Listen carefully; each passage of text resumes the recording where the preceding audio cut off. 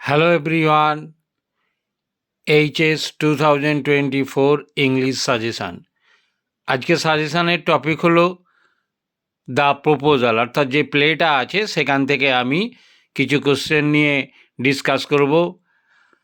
100% বলবো না, 90% চান্স থাকবেই এখান থেকে আসার, কারণ আমরা একটা এক্সপিরিয়েন্সের ভিত্তিতে সাজেশান করি।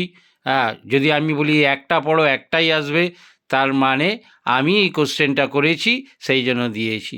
সেরকম করলে আর বাই চান্স যদি সেটা না আসে, তখন কিন্তু তোমাদের ডোবা ছাড়া কোনো উপায় থাকবে না। তাই আমি আমার এক্সপিরিয়েন্সের ভিত্তিতে কতকগুলো কোশ্চেন দিয়েছি। প্রত্যেক বছরের মতো আশা করি এবছরও তোমরা কিন্তু কমন পাবে। তাই এই সাজেশানটা নির্ভয়ে ফলো করো, আর যদি মনে হয় যা খুব ভালো লেগেছে তাহলে তোমার বন্ধুদের মধ্যে শেয়ার করে দাও। ওকে, লেটস স্টার্ট। দেখো, নাম্বার ওয়ানে আমি যে কোশ্চেনটা দিয়েছি এবছরের সব থেকে বেশি ইম্পর্টেন্ট কি না, ডিসক্রাইব দ্য ক্যারেক্টার অফ শুভকব অ্যাজ আ সেন্সেবল ফাদার। অর্থাৎ বাবা হিসেবে, আমি যদি খুব শর্টকাটে বলি, বাবা হিসেবে শুভকবের যে কি রোল ছিল সেইটা এখানে কিন্তু তোমাকে লিখতে হবে, চরিত্র। এই কোশ্চেনটা না দিয়ে অর দিয়ে কিন্তু এটা একটু ঘুরিয়ে দিতে পারে, কিন্তু অ্যান্সার সেই একই রকম। Oh, what a burden lord to be the father of a grown up daughter. Who said this to and to whom? What's the context? What does the speaker mean to say? কে কাকে বলেছে, পরিপ্রেক্ষিতটা কী ছিল, আর হচ্ছে what was the speaker, এটা দিয়ে বক্তা কি বোঝাতে চেয়েছেন। অর্থাৎ এই কোশ্চেন দুটো যে অর দিয়েছি, ওই অর দিয়ে এইটা বলা যায় আমি 99% দিয়ে রাখছি, একমাত্র 1% দিচ্ছি না, কারণ কোশ্চেনটা আমি করিনি বলে। তাই জন্য এই দুটো কোশ্চেন, অর্থাৎ এটা কিন্তু একই ধরনের কোশ্চেন বলা যায়, একটু লেখার তারতম্য জাস্ট, তাহলে তুমি কমন পাচ্ছ। Number 2, why is marriage proposal important to all three characters? অর্থাৎ সমস্ত চরিত্রের কাছে কেন হচ্ছে এই ম্যারেজের যে প্রস্তাবটা, বিয়ের প্রস্তাবটা গুরুত্বপূর্ণ। ঠিক আছে, এই কোশ্চেনটাও কিন্তু তোমরা করে নেবে। দেখো, স্টার দিয়ে দিয়েছি উপরের 1 নম্বরেরটা, এগুলো স্টার দেয়নি, কারণ ওইটা না করে এবারে এক্সামে কিন্তু যাওয়া যাবে না। Number 3, why does Lomov decide to propose to Natalia? কেন লোমোভ ডিসাইড করলো নাতালিয়াকে প্রপোজ করতে? And why does he think that Natalia would be an acceptable wife? এবং কেন সে মনে করে নাতালিয়া একটা গ্রহণযোগ্য বউ হবে, এটা কেন মনে করে?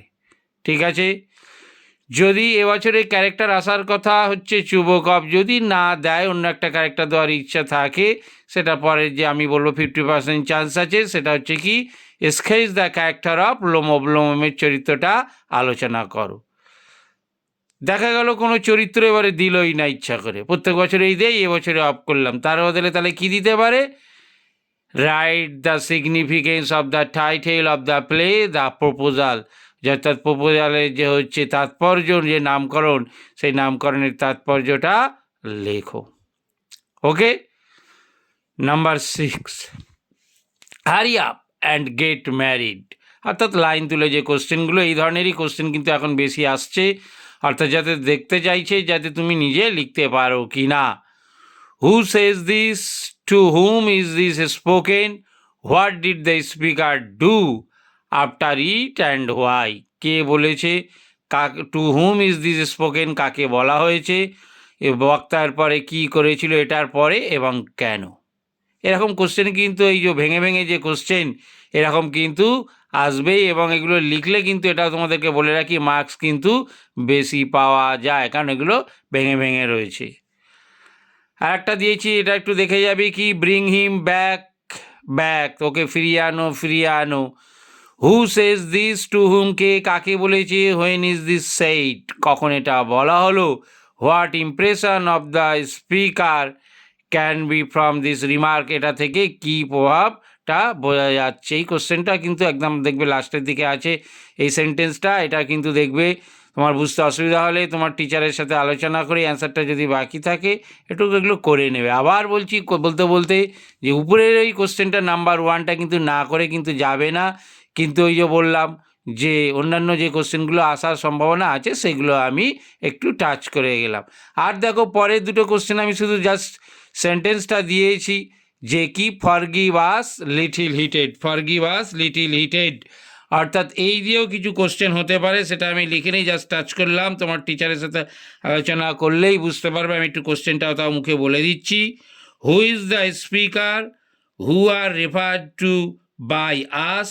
Why were the person referred to a little heated? Why does the speaker ask for forgiveness? অর্থাৎ এই যে ফরগিভ আস যে সেন্টেন্সটা আছে, আমি যে কোশ্চেনগুলো বললাম এই কোশ্চেনগুলো একটু কিন্তু করে নেবে। আমাদেরকে ক্ষমা করবেন, কে বলেছিল? ইভান ভ্যাসেলভিচ। বক্তাকে আমাদের বলতে কাদের বোঝানো হয়েছে? ওই ব্যক্তিগণ কেন রেগেছিলেন, কেন বক্তা ক্ষমা চাইলেন। আর একটা দেখো কি দিয়েছি, যে না একটু দিয়েছি see like a love sick cat. এই কোশ্চেন কিন্তু কোনো না কোনো একটা বছরে কিন্তু এইচএসে এসছিল, আবার কয়েক বছর পরে কিন্তু এটা রিপিট হতেই পারে, তাই এই কোশ্চেনটা একটু দেখে নিও। আমি শুধু সেন্টেন্সটা দিয়েছি, কোশ্চেনটা একটু কিন্তু মুখে বলে দিচ্ছি, শুনে নাও। Who said this and about whom? Next question রয়েছে analysis the character of person referred to here under the light of the comment here. যে সে প্রেমতাড়িত বিড়ালের মতো কে কার সম্বন্ধে কথা বলেছে, উপরের উদ্ধৃতি আলোকে ব্যক্তির চরিত্রটা বিশ্লেষণ করো। এইখানে যে এখানে চরিত্রটা এখানে কার দেওয়া হয়েছে, এখানে অ্যাকচুয়ালি চরিত্রটা কিন্তু নাতালিয়ার দেওয়া হয়েছে। এইখানে যেহেতু ভেঙে ভেঙে সেন্টেন্স আছে তাই এটা একবার দেখে নেবে। কিন্তু আমি আবার বলছি হচ্ছে যে উপরের যে কোশ্চেনগুলো দিচ্ছি সেগুলো ইম্পর্টেন্ট বেশি, এই জন্য উপরেরগুলো আমি পুরো দিয়েছি, এগুলো জাস্ট একটু টাচ করে গেছি, কেন হচ্ছে তোমার যাতে কোনো অসুবিধা কিন্তু যাতে না হয়, এই জন্য কিন্তু এইগুলো দিয়েছি। 1 নাম্বার কোশ্চেন আবার বারবার রিপিট করছি, এই কোশ্চেনটা কিন্তু করবেই, করে যাবে। ওকে, যদি ভালো লাগে ভিডিওটা একটা লাইক দিও আর শেয়ার করে দিও। Thank you for watching this video.